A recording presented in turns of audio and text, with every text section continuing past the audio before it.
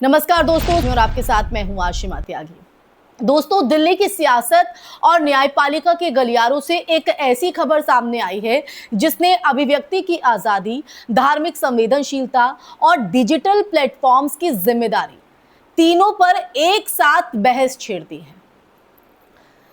Delhi high court ने वरिष्ठ पत्रकार राना अयूब के कुछ ट्वीट्स को डेरोगेटरी और कम्युनल बताते हुए पुलिस को कार्रवाई करने के निर्देश दिए हैं। और इतना ही नहीं, कोर्ट ने सोशल मीडिया प्लेटफॉर्म यानी एक्स को भी नोटिस जारी करने को कहा है। और ये जो पूरा मामला है वो सिर्फ एक व्यक्ति के ट्वीट्स तक सीमित नहीं है, बल्कि ये उस बड़े सवाल की तरफ भी इशारा करता है कि क्या भारत में अभिव्यक्ति की स्वतंत्रता की सीमाएं अब और सख्त होती जा रही हैं। दरअसल ये जिस विवाद का मैंने जिक्र किया है, ये पूरा विवाद उन ट्वीट से जुड़ा हुआ है जिनमें हिंदू देवी देवताओं और विनायक दामोदर सावरकर को लेकर कथित तौर पर आपत्तिजनक टिप्पणियां की गई थी।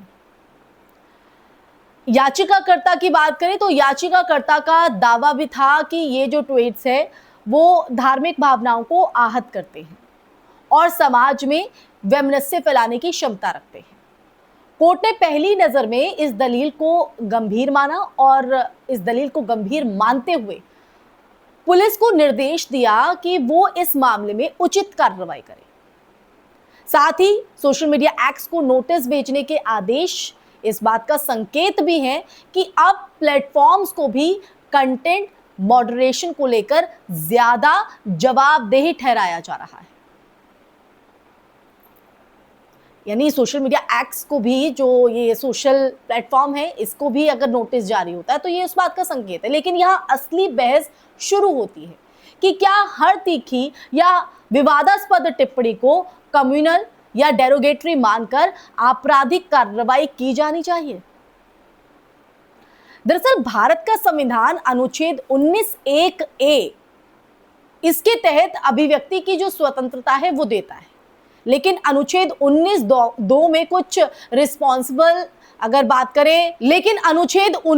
में कुछ रीजनेबल रिस्ट्रिक्शन जो हैं वो भी तय किए गए हैं, जैसे कि सार्वजनिक व्यवस्था, नैतिकता और राज्य की सुरक्षा। तो दोस्तों, सवाल यह है कि इन सीमाओं की जो व्याख्या है वो कौन करेगा और किस हद तक। ये जो सवाल खड़े यहां पर कर दिए जाते हैं, ये तय कौन कर पाएगा। दरअसल राणा अयूब पहले भी अपने बेबाक विचारों के कारण विवादों में रही हैं।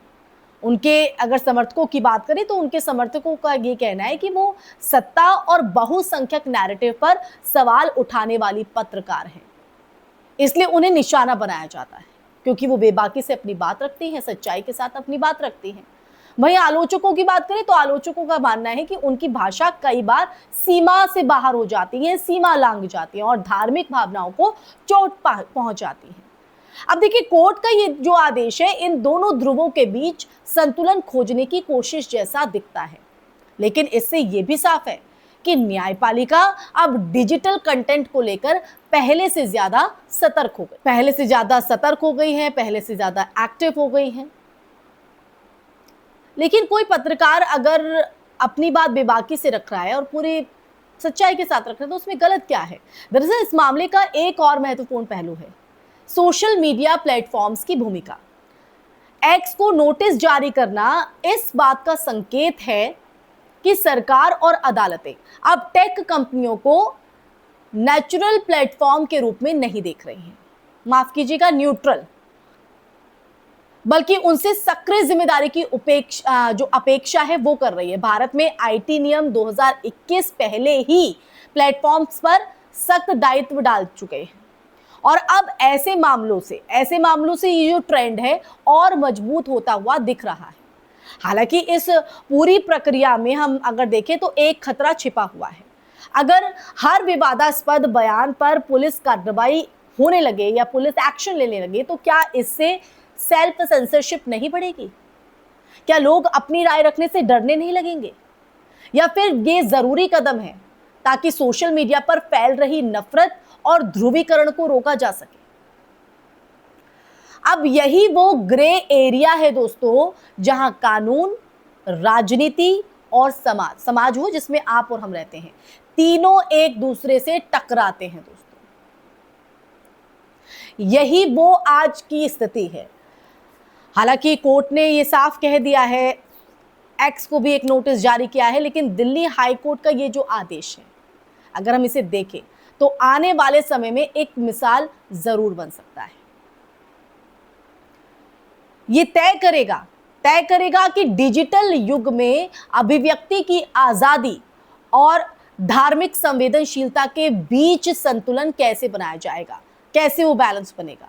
क्या ये फैसला एक जिम्मेदार डिजिटल इकोसिस्टम की दिशा में कदम है, या फिर ये अभिव्यक्ति की सीमाओं को और संकीर्ण करने की शुरुआत? ये अहम हो जाता है।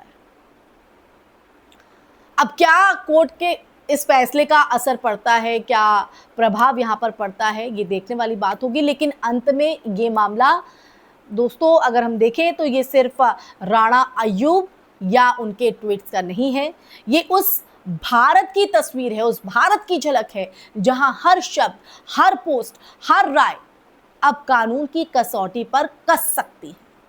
तो आने वाले दिनों में ये देखना दिलचस्प होगा कि पुलिस की कार्रवाई, एक्स की प्रतिक्रिया और न्यायपालिका की आगे की सुनवाई इस बहस को किस दिशा में लेकर जाती है, किस डायरेक्शन में जाती है, और खुली अभिव्यक्ति की तरफ या नियंत्रित संवाद की ओर।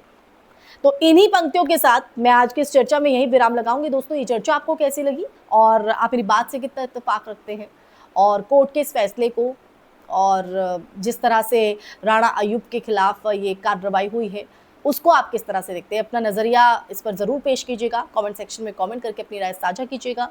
इस वीडियो को ज़्यादा से ज़्यादा शेयर भी कीजिएगा। फिर हाजिर होंगी ऐसा ही सच का संवाद लेकर। तब तक के लिए आप अपना ख्याल रखिए। जय हिंद, जय भारत, नमस्कार।